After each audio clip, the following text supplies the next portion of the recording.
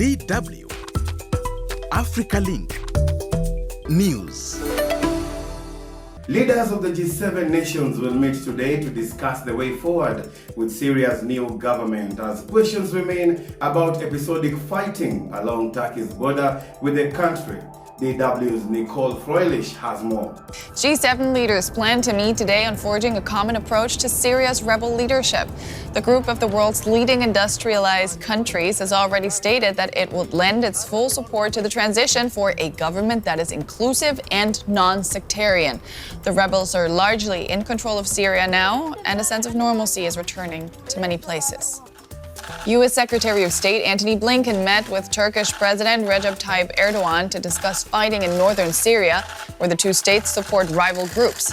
A Turkish-backed militia has been fighting a Kurdish-led force that Ankara says are terrorists. The U.S. regards the Syrian Kurds as allies.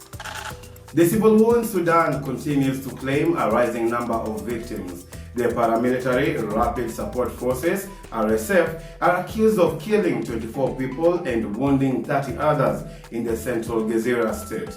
The RSF has reportedly carried out many attacks on civilians in Gezira in the past 2 months, since a senior RSF commander defected to the Sudanese army.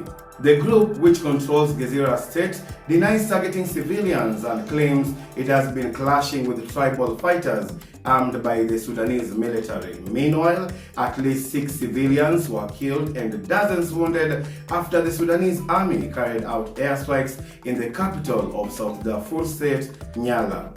Ugandan President Yoweri Museveni has defended the use of military courts in his country to try civilians. This follows a widespread outcry over the arrest and trial of opposition leader Kizza Besigye, who has been charged in a military court with a number of weapons-related charges, which Besigye strongly denies.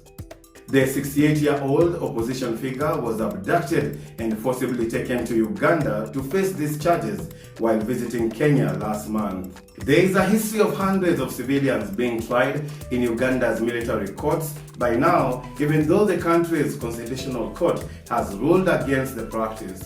Museveni said any crime involving a gun should be dealt with in a military court to ensure the country's stability, claiming that civilian courts took too long to deal with cases.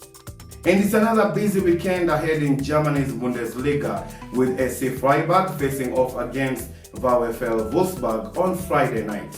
And on Saturday, Borussia Mönchengladbach will be taking on Holstein Kiel, while FC Augsburg is due to encounter Bayer Leverkusen.